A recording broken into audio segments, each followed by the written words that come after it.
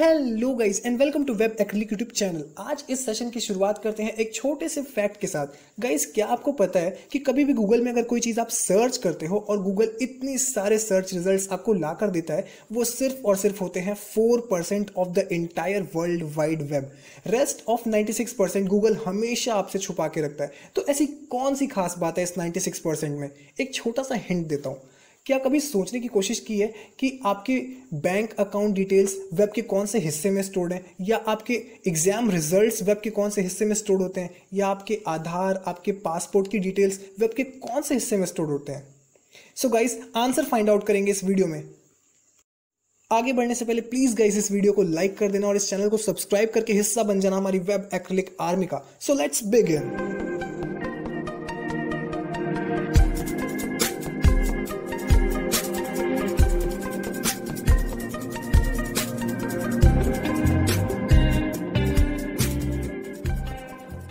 Guys, बिल्कुल basic से start करते हैं और सबसे पहले समझते हैं कि क्या होता है वर्ल्ड वाइड वेब, यानी कि इंटरनेट। ये है क्या और ये काम कैसे करता है? तो अगर आपने कॉलेज में देखा होगा, जो कॉलेज लैब के कंप्यूटर्स होते हैं वो आपस में कनेक्टेड होते हैं एक लैन वायर के थ्रू और एक नेटवर्क क्रिएट करते हैं। ठीक ऐसा ही बहुत बड़ा सा नेटवर्क जो दुनिया के सारे कंप्यूटर्स को कनेक्ट करता है और सारे वेब पेजेस को कनेक्ट करता है हाइपर लिंक्स के थ्रू, उसी को हम कहते हैं वर्ल्ड वाइड वेब। तो गाइज, अगर वर्ल्ड वाइड वेब है तो इसका कोई स्ट्रक्चर भी होगा, तो आओ इसके स्ट्रक्चर को समझते हैं। वर्ल्ड वाइड वेब बेसिकली 3 हिस्सों में बटा होता है। सबसे पहला हिस्सा होता है सरफेस वेब।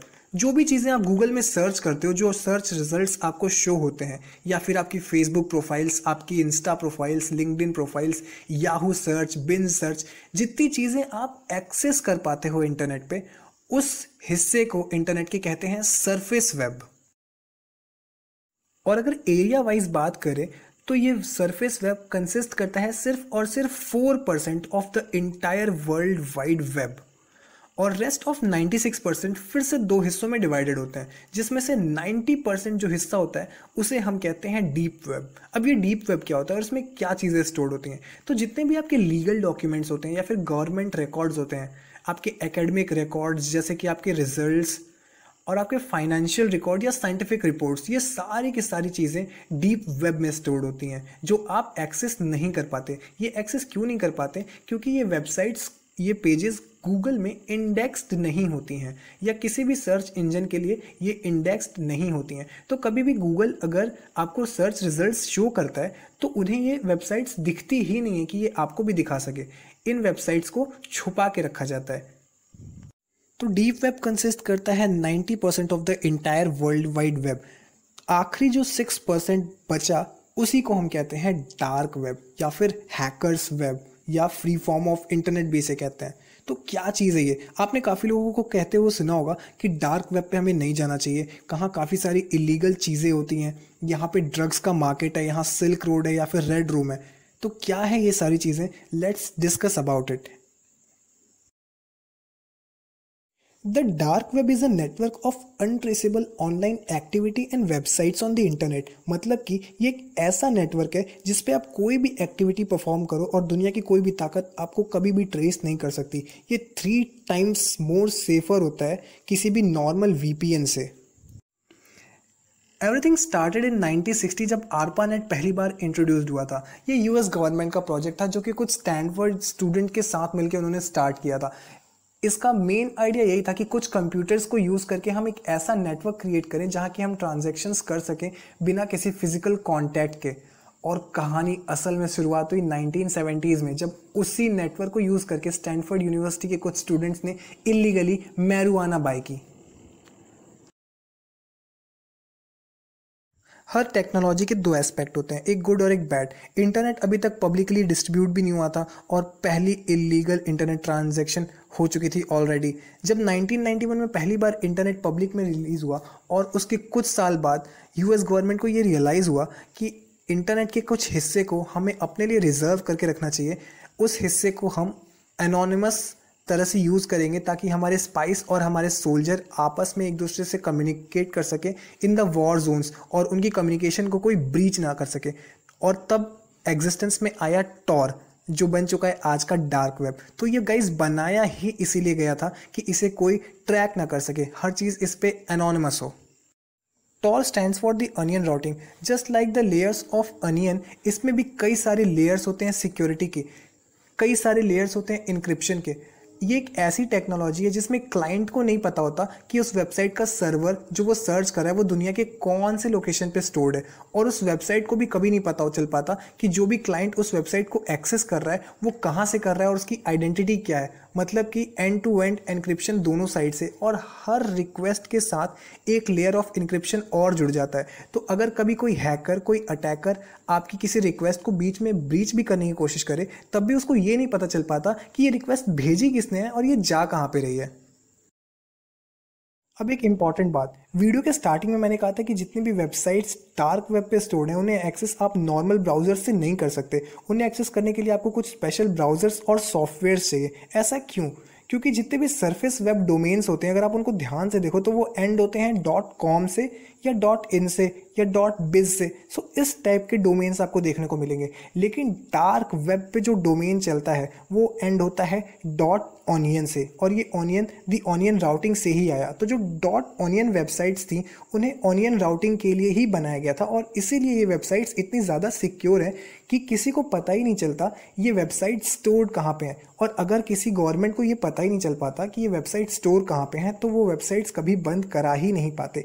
यही एक सबसे बड़ा रीज़न है जो इलीगल एक्टिविटीज़ डार्क वेब पे स्टार्ट हुई। Now let's talk about some good aspects of the dark web AKA the Tor technology. So इस पे सबसे बेस्ट चीज़ है सिक्योर सर्च। अगर आप कोई भी चीज़ इस पर सर्च करते हो तो 100% आपकी प्राइवेसी प्रोटेक्टेड रहती है, कोई चीज़ आपको बैक ट्रैक नहीं कर सकती। सेकंड चीज़ स्टूडेंट्स के लिए बहुत अच्छी है।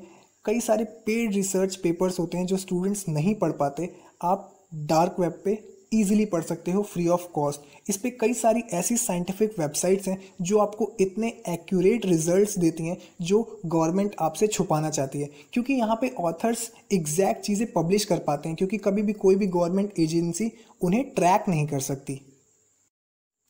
अब सबसे बड़ा क्वेश्चन, ये टॉर टेक्नोलॉजी लीगल है या इलीगल है? तो मैं आपको बता दूं कि टॉर की जो फंडिंग है वो US गवर्नमेंट और गूगल जैसे बड़े ऑर्गेनाइजेशंस करते हैं। मतलब तो आप समझ ही गए होंगे ये 100% लीगल है। अगर ये 100% लीगल है तो फिर इस पे इतनी सारी इलीगल एक्टिविटीज़ क्यों हो रही हैं, और क्यों कोई भी गवर्नमेंट एजेंसी इसे बंद नहीं करा पा रही? इसका आंसर बहुत सिंपल है।